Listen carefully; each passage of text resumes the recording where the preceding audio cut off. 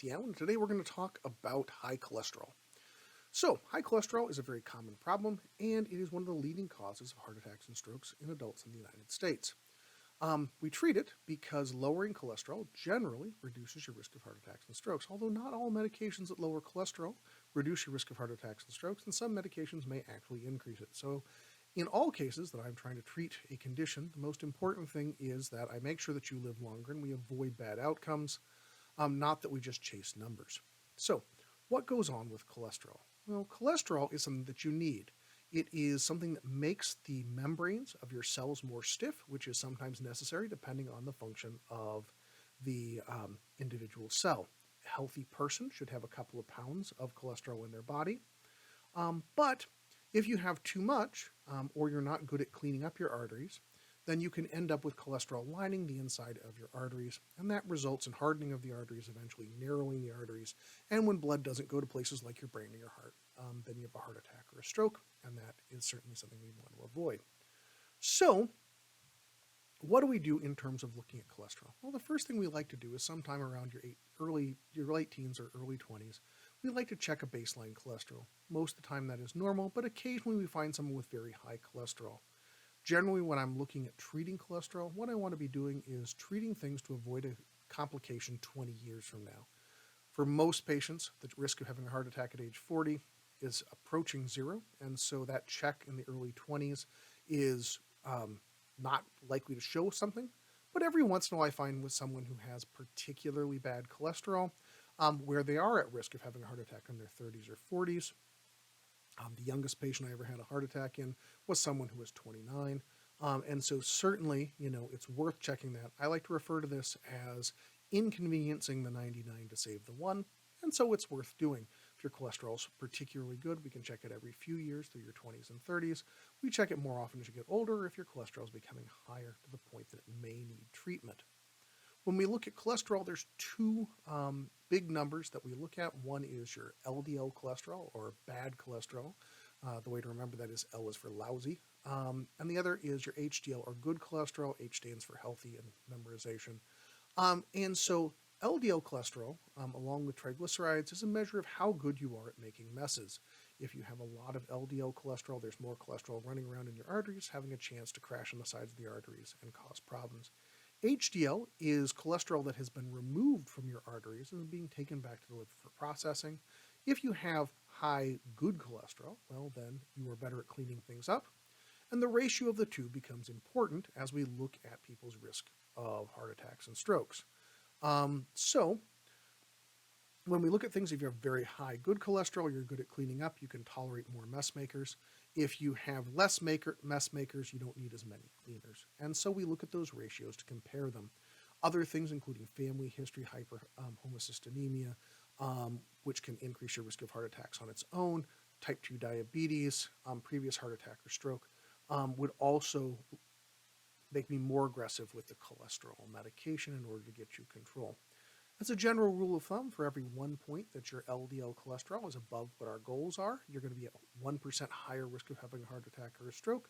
And for every 1 point that your good cholesterol is below our goal, it increases your risk of a heart attack or a stroke by 4%.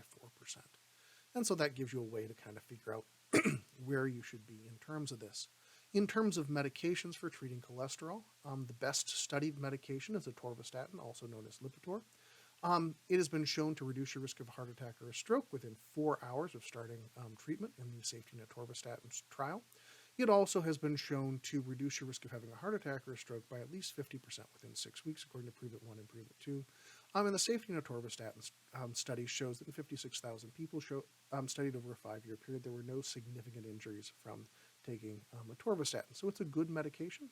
1% of people who take it will develop some muscle aches. If you do develop muscle aches, there's things that we can do to switch up and try a different medication. That's generally what we're going to start out as far as a treatment. If people have trouble tolerating atorvastatin because of muscle aches, we generally will switch them over to pravastatin. Pravastatin reduces the risk of heart attack or stroke by about 35% at 5 years, and by 50% at 10 years. And that would be West of Scotland 1 and 2 as the trials that tell us that. It gives you about a 1% risk of having muscle aches if you had muscle aches from the atorvastatin. So it's not quite as effective. It takes a little longer to kick in, but if it's tolerable, it's tolerable. People who fail pravastatin for high cholesterol would generally switch over to gemfibrozil. Gemfibrozil is been shown to reduce your risk of having a heart attack or stroke by about 19% in the VA HIT trial, making it the next most effective. Once again, risk of developing muscle aches from gemfibrozil if you've had a reaction to pravastatin are in the few percent range, and so most people who cannot tolerate pravastatin are able to move to the gemfibrozil, which is not a statin. If people cannot tolerate gemfibrozil, often we will switch over to niacin. Niacin at high dose can reduce your risk of heart attack or stroke by 25%. However, it has a significant risk of liver injury requiring monitoring every 6 months, as well as it causes flushing, sweating, lightheadedness, and a fair amount of side effects. So while it's effective, it's poorly tolerated. But if we need to, we can do that. Risk of having muscle aches from niacin are about 1 in 100,000. And if we can't tolerate that, you can do omega-3 fatty acids.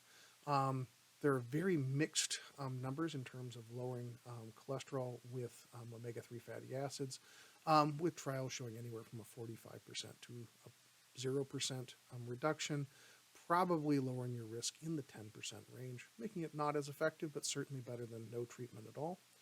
There are other cholesterol medications that are specified for specific populations. Statins are not helpful for people on dialysis. However, ezetimibe does. Ezetimibe, interestingly, does not reduce your risk of heart attack or stroke if you're not on dialysis. So I use that in people who have dialysis. Some statins have been shown not to reduce your risk of heart attack and stroke. Some have been shown to increase your risk of non-fatal heart attack. I like to avoid those, obviously. And some, we don't know their impact on heart attack or stroke. And so I try to weigh each one based on its relative merits. Diet has a very small impact on cholesterol, and so as you see, I talked about medications first. 99.7% of the cholesterol in your body is made by you. 1/3 of 1% comes from your food. So if you have a really, really bad diet and you switch to being a vegan, under good circumstances, you may improve your bad cholesterol by about 10%. And that's under pretty extreme circumstances. I find that people who have bad diets are very unlikely to want to switch to being a vegan. On the other hand, if you are very sedentary and you move to doing a lot of exercise, you may improve your good cholesterol by 10% under good circumstances, though very often it's less than that. If someone is close to those sorts of things, they think that trying a diet and exercise is very appropriate. Triglycerides, if they're particularly elevated, may respond to a lower carbohydrate diet, and I certainly will see people respond to those. Obviously, each person is different, and we can talk about various things in terms of treatment. Red rice yeast has been shown to also lower cholesterol. Interestingly, the reason why it does is because there's naturally occurring statins in red rice yeast, and it has the same side effect profile as statins. So while it's natural, it's a natural statin. So if you have questions about these sorts of things, you have a family history of heart disease, you need to get screened for cholesterol, we're always happy to see you in the clinic, and I hope you have a good day. Thanks, and goodbye.